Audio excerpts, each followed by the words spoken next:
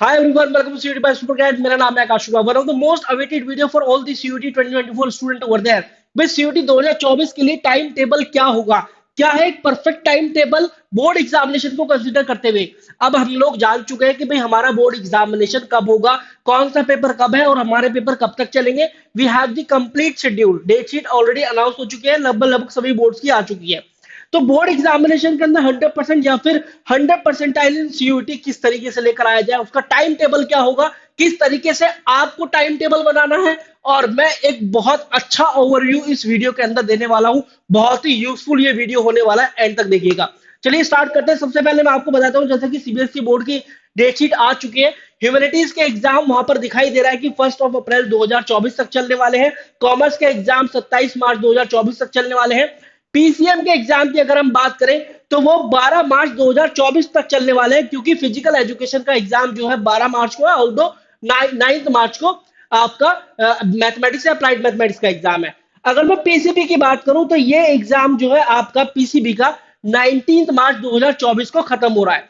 अब मैंने यहां पर क्या किया है, यहां पर मैंने सारे सारे दिन निकाल लिए हैं कि भाई देखो दिसंबर जनवरी मार्च, जनवरी के बाद फैब आ जाएगा, फिर मार्च अप्रैल मई, कुल मिलाकर कितने दिन है. देखो अगर मैं अब से लगाता हूं दिसंबर 15 से, तो दिसंबर जनवरी फरवरी मार्च अप्रैल मई, कुल मिलाकर हमारे जनवरी फरवरी मार्च अप्रैल मई 5 महीने हैं.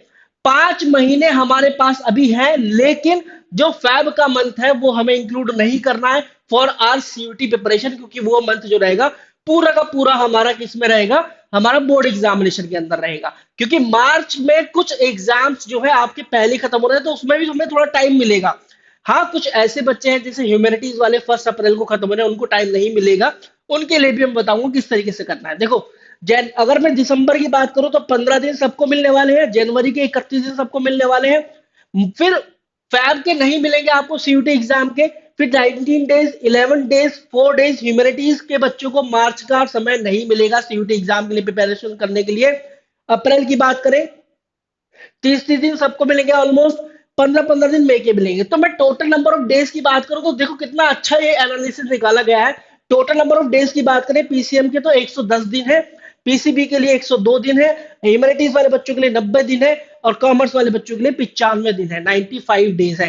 तो ये टोटल नंबर ऑफ डेज हमारे पास है for the CUET, to the CUET examination. अब किस तरीके से आपको करना है, देखिए अगर मैं दिसंबर से लेकर जनवरी की बात करूं तो ये बैठते हैं अभी तक 46 डेज. अभी अगर मैं काउंट करूं तो यहाँ पर जो इंपॉर्टेंट चीजें हैं वो ये है जो आपको करनी है, और इसी हिसाब से अपना टाइम टेबल भी बनाना है कि बोर्ड एग्जाम का रिवीजन, पीवाईक्यूज, बोर्ड एग्जाम का रिवीजन बहुत ही बेहतर तरीके से होना चाहिए, चाहे वो प्री बोर्ड के थ्रू हो. मतलब मैं प्री बोर्ड को एक ऐसा इवेंट बोलता हूं जिसके जरिए आपका सबसे अच्छा रिवीजन होगा.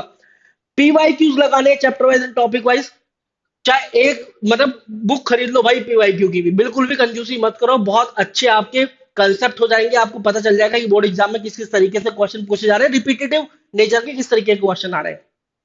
सैंपल पेपर्स एक के नहीं बल्कि 2-3 के खरीद लो, ओसवाल के भी खरीद लो, ओरियंट के भी खरीद लो, और टुगेदर विद उसके भी खरीद लो, जिसके भी दिखाई देते हैं मार्केट में खरीद लो. कम से कम 2 सैंपल पेपर आपके पास होने चाहिए, जिससे कि अलग अलग वैरायटी के सैंपल पेपर आपके पास हो लगाने के लिए. और जनरल टेस्ट और लैंग्वेज टेस्ट सीयूटी एग्जाम के लिए बिल्कुल भी मत छोड़ो, क्योंकि सबसे ज्यादा कॉम्पिटेटिव टेस्ट यही होते हैं सीयूटी एग्जाम के अंदर. सबसे ज्यादा बच्चा यही बैठता है, सबसे कम सक्सेस रेट जो है इन्हीं में ही होता है. फिर आते हैं फैब के वो 18 दिन, क्योंकि 19 तारीख से आपका एग्जामिनेशन शेड्यूल्ड है. हिंदी या इंग्लिश का पेपर 19 तारीख को ही है. तो फैब के 18 दिन में सैंपल पेपर करने हैं सभी के, ऑल सब्जेक्ट्स के, और 8 दिन जो है मेजर सब्जेक्ट्स आपको करने हैं पीसीएम के. प्लस जो सारा समय रहेगा वो इंग्लिश प्लस हिंदी के 10 दिन को फुल रिवीजन करना है. इंग्लिश प्लस हिंदी के को कंप्लीट रिवीजन मारो भाई, क्योंकि यहां तक फैब मंथ तक आते आते हैं, क्योंकि दिसंबर जनवरी में आप होपफुली इंग्लिश और हिंदी भी कर चुके होंगे. तो इसका रिवीजन की बात करें तो 10 दिन का फुल रिवीजन मारना है. सैंपल पेपर सभी सब्जेक्ट के इंक्लूडेड इंग्लिश एंड हिंदी वो लगाने हैं. 8 दिन जो है मेजर सब्जेक्ट जैसे पीसीएम को देना है, क्योंकि सीयूटी एग्जाम के अंदर भी काम आएंगे. तो ये बात आपको यहाँ पर ध्यान रखनी है. इसके बाद अगर मैं बात करूं यहां पर Feb 19 give your board examination, भाई 19 फैब को आपको अपने बोर्ड एग्जाम देने हैं. यहां पर पीसीएम की बात करें देखो 10 मार्च 64 दिन, और पीसीबी की बात करें तो 20 मार्च को खत्म हो रहे हैं, 56 दिन है. ये है ये कितने दिन है, ये सीयूटी एग्जाम के लिए दिन है आपके, सीयूटी एग्जाम में इतने दिन है। अगर मैं ह्यूमैनिटीज की बात करूं तो 1 अप्रैल को खत्म हो रहे हैं, 2 अप्रैल हो गया। कॉमर्स की बात करें तो 27 मार्च को खत्म हो रहे हैं, तो मैंने यहाँ पर 28 मार्च लिखा है। और पीसीएम की बात करें तो 9 मार्च तो 10 मार्च लिखा है, पीसी की बात करें 19 मार्च तो 20 मार्च लिखा है। 20 मार्च इसलिए लिखा है, एक दिन का गैप इसलिए दिया है कि ये वो तारीखें हैं, ये वो इवेंट डेट है जब आपको अपना सीयूटी का रिवीजन प्लान बनाना है, अपना रिवीजन प्लान जो है वो डिजाइन करना है यहाँ पर। अब देखिए यहाँ पर 45 डेज है, जैसे यहाँ पर देखिए पीसीएम वालों के पास 64 दिन हो गए सीयूटी के लिए, पीसीबी के पास 56 दिन हो गए, और ह्यूमैनिटीज एंड कॉमर्स की बात करें लगभग 45 दिन हो गए सीयूटी एग्जाम के लिए।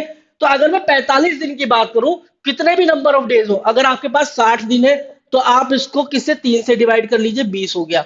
अगर आपके पास 45 दिन है तो आप इसको 3 से डिवाइड कीजिए, 15 हो गया।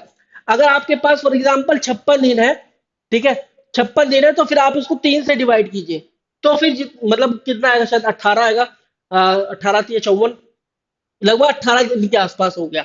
तो इस तरीके से 3 भागों में आपको ये डिवाइड करना है। अब 3 भागों में डिवाइड करेंगे तो देखो 15 डेज, यहां पर आपको 25 मॉक्स खत्म करने हैं अपने सब्जेक्ट्स के। 5 जो सब्जेक्ट आप लोगे उनके मिनी मॉक्स की मैं बात कर रहा हूँ, 40 क्वेश्चन के। देखो इंग्लिश हो गया, जनरल टेस्ट हो गया और पीसीएम वाले, किसी भी तरीके से 25 मॉक्स खत्म करने हैं 15 दिनों के अंदर।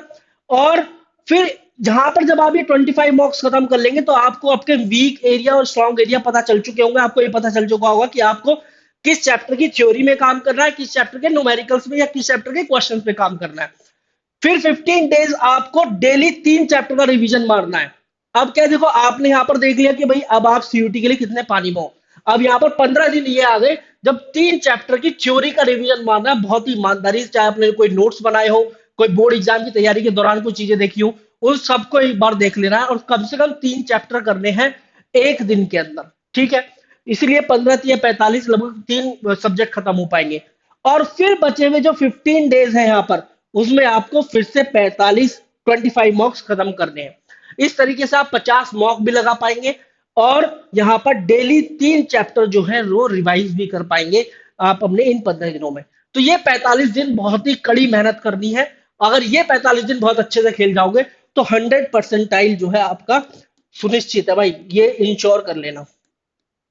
So guys, this was all about the video. You can join our CUT by Supercat Telegram channel. I hope कि आपको समझ में आ गया होगा कि यार टाइम टेबल कैसे बनाना है। आखिरकार एक आधारशिला आपको पता चल गई होगी, एक फाउंडेशन मिल गया होगा कि किस तरीके से आपको टाइम टेबल डिजाइन करना है। इस वीडियो के थ्रू मेरा ऑब्जेक्टिव यही था कि भाई आप सीयूटी और बोर्ड दोनों एग्जाम को लेकर अपना टाइम टेबल डिजाइन कर पाए और इसका जो प्रेशर है उसको रिलीज कर पाए। Thank you very much guys and wish you a very good luck for the examination. This is Akash Shukla signing off and good luck.